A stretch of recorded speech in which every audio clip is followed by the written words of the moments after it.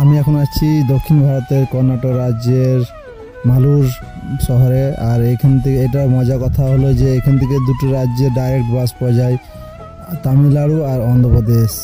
তো দুটো রাজ্যের ভাষাটাও তো আলাদা। তো সেই যারা তামিল যে বাসগুলো আসছে সেই বাসগুলার পুরো লেখাটাই তামিল, আর ওদের কন্ট্রাক্টারও কিন্তু তামিলই বলছে। আর যারা অন্ধ্রপ্রদেশ থেকে যে বাসগুলো আসছে সে বাসগুলাও তেলুগু ওদের ভাষাটা, তো ওদের ভাষাটাও পুরো আলাদা। তো আর এদের এখানে যে ভাষাটা চলে সেটা হচ্ছে কানাডা। আমাদের ওই দিকটাতে যেভাবে চেঁচামেচি হয় বাস স্ট্যান্ডে, সে হারে এখানে কোনো চিৎকার চেঁচামেচি নেই অতটা, আর জনসংখ্যাটাও খানিক কম। আমাদের ওই দিককার মতন জমজমাট অতটা ভিড় নয়, তবে বেশ পরিষ্কার পরিচ্ছন্ন বাস স্ট্যান্ড। আর এদের কিন্তু বেশিরভাগ বাসগুলো দেখতে অনেকটা ট্যুরিস্ট বাসের মতন, আমাদের ওইদিকে যেভাবে ট্যুরিস্ট বাস হয় সেরকম এদের এখানকার এই লোকাল বাস এগুলা প্রত্যেকটা জায়গাতে যায় লোকাল বাস। এদের দারুণ সুন্দর দেখতে লাগছে বাসগুলো।